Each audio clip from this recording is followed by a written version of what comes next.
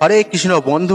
বন্ধুরা আপনি কি অল্পতেই রেগে যান, বা আপনার বাড়িতে যদি মন কেউ থাকে যিনি ছোটখাটো বিষয়কে কেন্দ্র করে অল্পতেই মেজাজ হারিয়ে ফেলেন?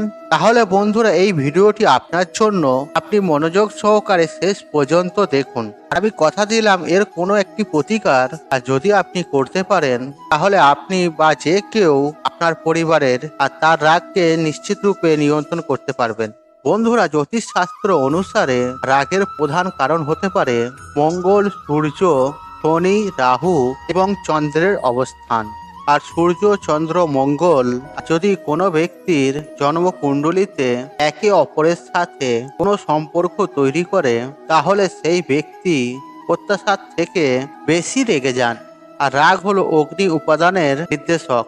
যখন অগ্নি উপাদান ও অন্যান্য রাশি বা গ্রহের সাথে মিলিত হয়, তখন ব্যক্তি প্রতিটি বিষয়ে রাগ করে থাকেন।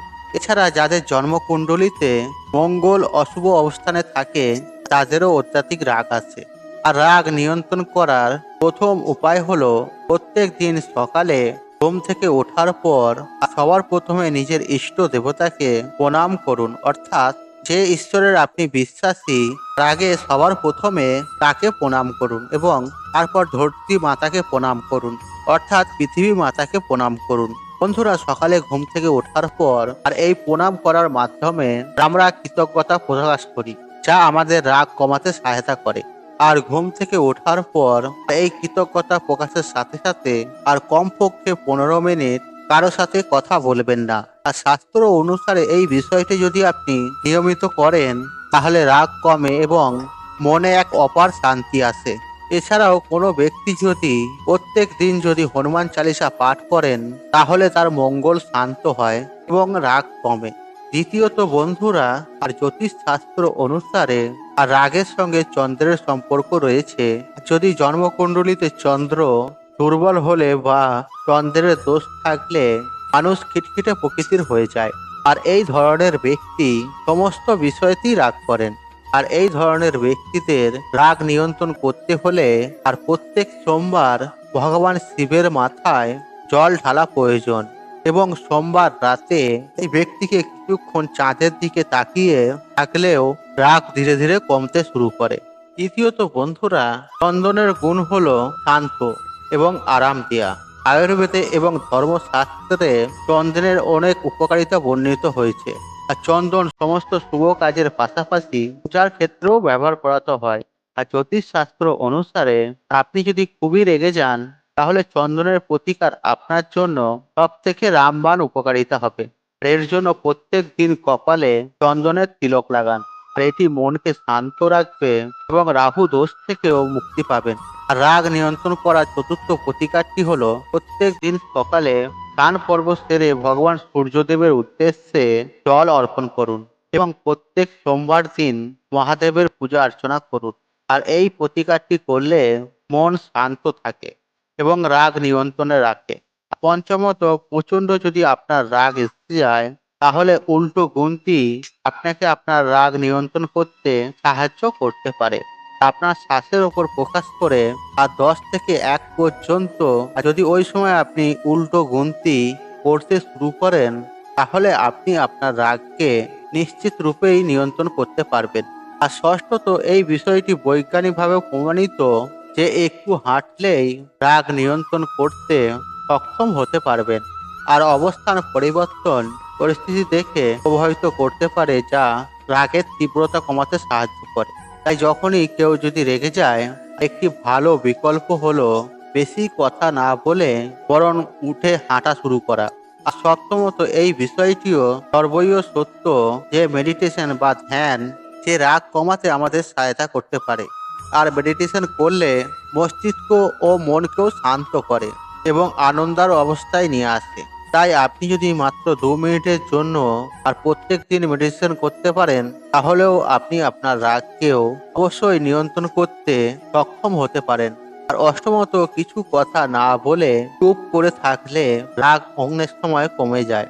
আর লোকেরা বিশ্বাস করে যে এই বিকল্পটি ব্যবহার করে রাগ ভালোভাবেই নিয়ন্ত্রণ করা যায়।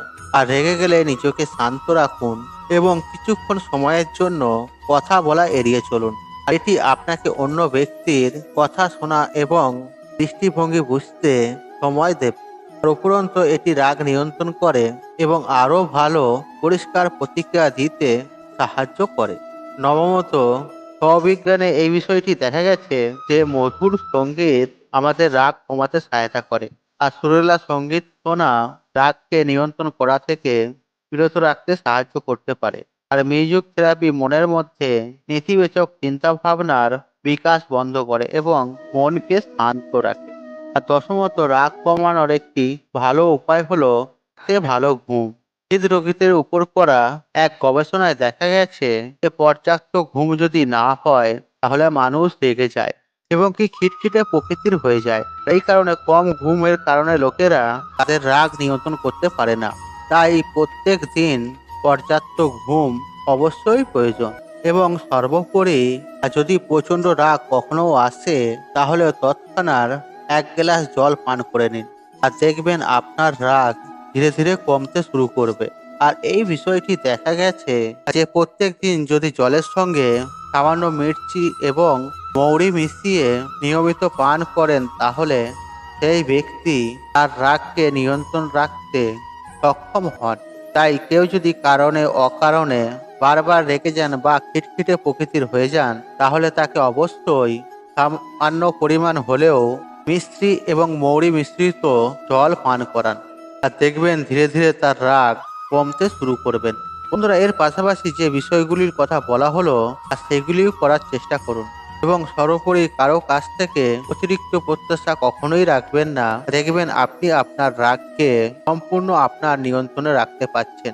তাই বন্ধুরা, আপনারা প্রত্যেকেই জানি যে একটা মনুষ্য জীবনের সব থেকে বড় শত্রু হয় তার রাগ।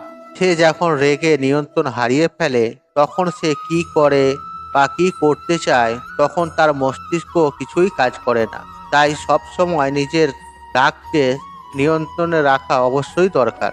এরকম অনেক মানুষকেই দেখে থাকবেন যারা হয়তো রেগে যাচ্ছে, রাগের মাথায় তারা কি করছে বা কি করতে চাইছে হয়তো তারা দুশ্চিন্তা করে ফেলছে, এমন করে ফেলছে তাদের নিজেদেরই ক্ষতি হচ্ছে। তাই বন্ধুরা, নিজেদের রাগকে নিয়ন্ত্রণ করার জন্য আমি যে কয়েকটি উপকারের কথা বললাম তার মধ্যে যে কোনো একটি আপনারা প্রয়োগ করুন, দেখবেন ধীরে ধীরে আপনাদের রাগ নিশ্চিত রূপে কমতে থাকবে।